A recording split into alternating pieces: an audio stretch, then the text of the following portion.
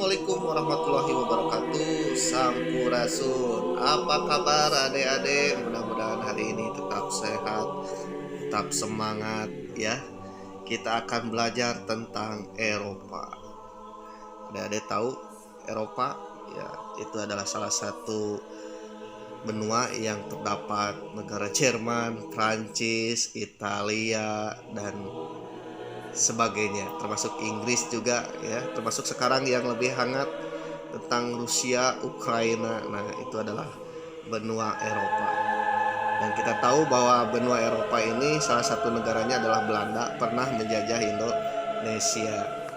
Eropa pada zaman sekarang ini adalah negara maju yang benar-benar maju dengan peradaban yang tinggi. Tapi bahwa dulu Eropa itu negaranya tidak maju. Jadi adik-adik harus tahu bahwa dulu Eropa itu pernah mengalami zaman keterbelakangan alias zaman kegelapan, atau dikenal dalam Eropa abad pertengahan ya, yaitu abad di mana Eropa masuk zaman kegelapan, kebodohan di mana ilmu pengetahuan di sana tidak jalan ya, di mana kepintaran atau peradabannya lebih maju dari ketertinggal ya, bangsa Eropa itu tertinggal daripada bangsa Asia. Bahkan konon katanya bangsa Eropa pada abad pertengahan itu sering-sering diserang oleh bangsa Asia, termasuk dari Turki Utsmani, Mongol, dan juga kekhalifahan Islam Umayyah.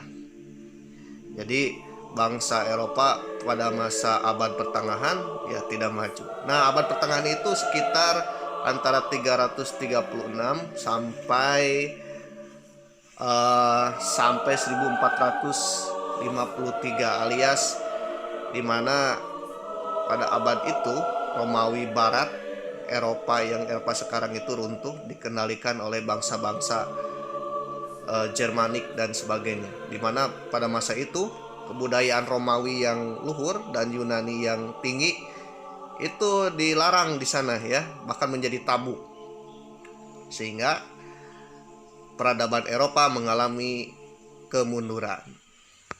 Pertanyaan, kenapa bangsa Eropa sekarang maju? Nah, ada peristiwa-peristiwa penting yang membuat bangsa Eropa kembali bangkit ya, secara bertahap, dan pada akhirnya bangsa Eropa menjadi bangsa yang benar-benar maju berperadaban tinggi. Nah, jadi bangsa Eropa sekarang itu mungkin kalau dilihat dari bangsa-bangsa Asia atau Afrika atau yang lain, itu bangsa Eropa itu berperadaban tinggi. Ya, kalau Bapak Guru diajak ke Eropa, waduh, pada zaman sekarang benar-benar senang sekali. Karena bisa melihat teknologi dan orang-orangnya pintar-pintar, ditambah tampan. Waduh. Tapi ingat, kebangkitan bangsa Eropa itu ya mengalami beberapa peristiwa penting. Nah, kita akan bahas peristiwa-peristiwa penting. Salah satu peristiwa penting yaitu zaman Renaissance. Nah, peristiwa penting di Eropa itu yang bisa membangkitkan Eropa diantaranya adalah Renaissance, merkantilisme, reformasi gereja, Aufklärung, dan revolusi industri. Nah, diawali peristiwa penting kebangkitan Eropa adalah Renaissance. Bapak Guru akan membahas tentang Renaissance ya. Adik-adik tahu apa itu Renaissance? Oke, jadi Renaissance itu dari bahasa Latin ya, bahkan diterjemahkan juga ada menjadi serapan bahasa Prancis. Renaissance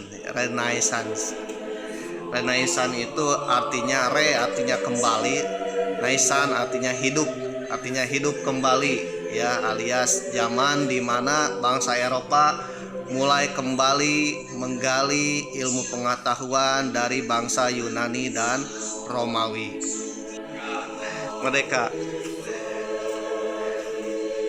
Oke, jadi Renaissance itu dalam bahasa Latin ya, Renaissance itu bisa diserap juga ke dalam berbagai bahasa di Eropa, termasuk bahasa Inggris, Prancis ya.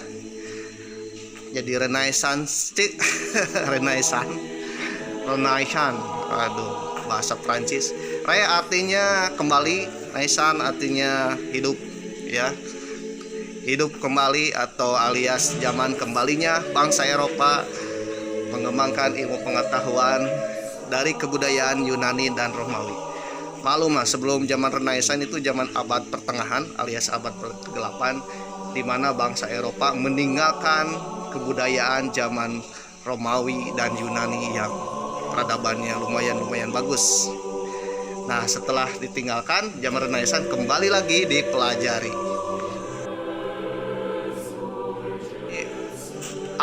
Zaman Renaissance ini terjadi pada abad ke-15, ya, tepatnya ada sebuah peristiwa di mana kota Konstantinopel jatuh ke tangan Turki. Nah, disitulah banyak orang-orang Konstantinopel yang mempunyai pemikiran yang lebih maju daripada Eropa sebagian barat, ya, itu hijrah ke Eropa. Dan pemikiran orang-orang Konstantinopel itulah mempengaruhi bangsa Eropa. Apa itu? Yaitu tentang pemikiran alias pemahaman humanisme dan rasionalisme. Humanisme inilah yang membangkitkan bangsa Eropa. Bisa merubah bangsa Eropa menjadi zaman Renaissance, ya, pola pikir humanisme inilah yang menjadi cikal bakal kebangkitan bangsa Eropa. Humanisme itu artinya kedudukan lahiriah, ya, nilai-nilai kemanusiaan. Karena kita tahu bahwa dulu sebelum ada zaman Renaissance, ya, bangsa Eropa itu terkungkung oleh yang namanya aturan-aturan gereja. Pada abad pertengahan itu terkungkung oleh aturan gereja Kristen Katolik. Salah satunya bangsa Eropa tidak boleh mempelajari ilmu pengetahuan di luar aliran ajaran Kristen Katolik. Ditambah lagi seniman-seniman itu tidak bebas, ya, tidak bebas berekspresi dan terkungkung oleh aturan gereja Kristen Katolik. Nah, dari situlah ketika humanisme masuk, bangsa Eropa mulai berekspresi sesuai dengan lahiriahnya, sesuai dengan kedudukan manusia. Dia bebas berekspresi. Salah satunya zaman Renaissance, humanisme pada zaman Renaissance diawali dari para seniman, yaitu Leonardo da Vinci. Ini adalah seorang seniman, pelukis, ya, dan juga matematikawan. Dia bebas berekspresi, mempelajari ilmu pengetahuan, dan bebas melukis, berekspresi melukis di seni, ya. Jadi kalau dulu melukisnya itu hanya menggambar tentang keagamaan seperti gambar Yesus, ya, gambar, ya, tentang Bunda Maria dan sebagainya. Tapi setelah humanisme, seniman itu bebas berekspresi. Salah satu karya dari Renaissance yaitu salah satu Renaissance dari Leonardo da Vinci yaitu Mona Lisa the Smile, ya, senyuman Mona Lisa. Nah, senyuman Mona Lisa ini tidak ada hubungan dengan agama, pemirsa, ya, tidak ada hubungan sama sekali. Jadi hubungannya itu lahiriah pemikiran Leonardo da Vinci. Nah, selain Leonardo da Vinci, tokoh-tokoh humanisme diantaranya Michelangelo juga sama, dia melukis tentang lukisan The Zeus, ya, Zeus dan Hercules. Itu adalah lukisan tentang kebudayaan Yunani. Nah, itu tidak ada hubungan dengan gereja Kristen Katolik. Jadi artinya seniman pada masa itu bebas berekspresi, termasuk dari seni karya sastra. Kita kenal dengan novelnya Romeo and Juliet. Karya siapa tuh? William Shakespeare, ya. Nah, William Shakespeare ini dia membuat novel tentang novel percintaan, ya, di mana Romeo dan Juliet berani mati karena cinta. Padahal sebelum zaman Renaissance, novel-novel seperti itu dilarang. Ya, tulisan-tulisan seperti itu dilarang. Tulisan yang diperbolehkan adalah tulisan tentang ajaran, ya, tentang religius. Di luar religius tidak boleh. Setelah zaman Renaissance, setelah ada pemahaman humanisme, timbul zaman Renaissance, banyak para intelektual bebas berekspresi. Nah, akhirnya itulah yang disebut dengan zaman Renaissance. Adik-adik harus tahu ciri-ciri dari zaman Renaissance ya. Satu, berkembangnya ilmu pengetahuan di Eropa karena ada paham humanisme. Yang kedua, banyaknya intelektual, dipelajari karya ilmuwan Yunani dan Romawi. Yang ketiga, berkembangnya pemikiran humanisme dan berkembang juga pemikiran rasionalisme. Nah, kalau rasionalisme itu adalah sesuai dengan pemikiran manusia. 4. Kota sebagai pusat berkembangnya Renaissance. Jadi Renaissance itu berkembang dari kota ya. Yang terakhir adalah yang kelima, berkurangnya pengaruh gereja Kristen Katolik Roma.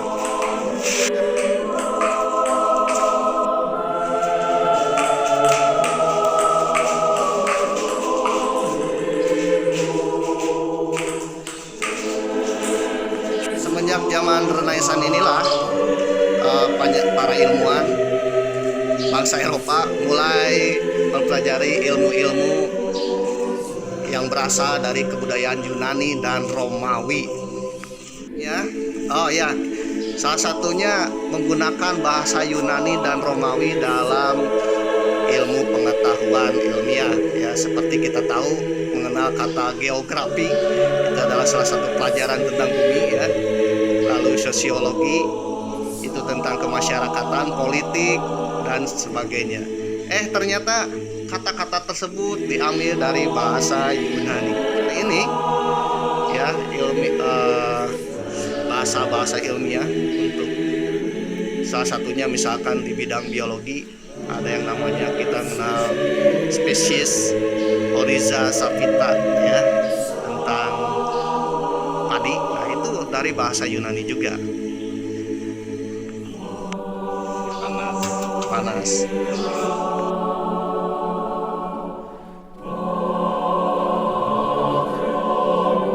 Jadi Renaissance itu sangat berdampak bagi bangsa Eropa maupun bangsa-bangsa di dunia termasuk Indonesia. Nah, dari zaman Renaissance itu berdampak, ada yang positif dan ada yang negatif ya. Inilah dampak-dampak positif dari zaman Renaissance, yaitu kesusastraan dan bahasa Eropa klasik berkembang di Eropa. Yang kedua, kesenian berkembang bebas. Yang ketiga, timbulnya kebebasan berpikir. Yang keempat, berkembangnya ilmu pengetahuan dan teknologi. Yang kelima, berkembangnya paham sekulerisme ya. Yang selanjutnya ada penjelajahan samudra, dan terakhir berkembangnya perdagangan.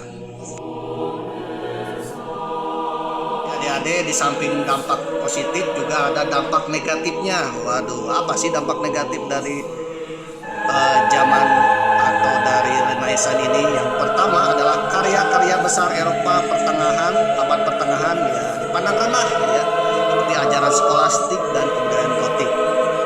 Jadi abad pertengahan itu abad sebelum zaman Renaissance. Yang kedua, lahirnya individualistis. Waduh, ini bahaya nih ya. Yang ketiga, penghormatan pada gereja, ajaran gereja sangat berkurang. Yang kelima, berkembangnya nudisme. Apa itu nudisme? Nudisme itu ketelanjangan ya, termasuk melukis tanpa norma-norma ya, karena saking bebasnya. Ya, ada dampak positif dan ada dampak negatif.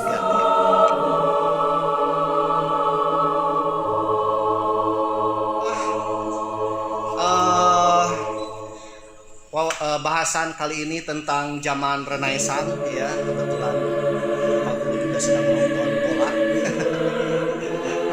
Nonton bola ya. Karena hari ini adalah Piala Dunia 2022 di Qatar. Nah, ini ada salah satu tim dari Eropa yaitu Portugal. Kesukaan Pak Guru. Baik adik-adik, jadi sekian pembahasan dari zaman Renaissance. Kita ketemu lagi dengan Pak Guru di pembahasan materi-materi berikutnya. Ya, terima kasih. Wassalamualaikum warahmatullahi wabarakatuh. tetap semangat berjuang untuk bangsa.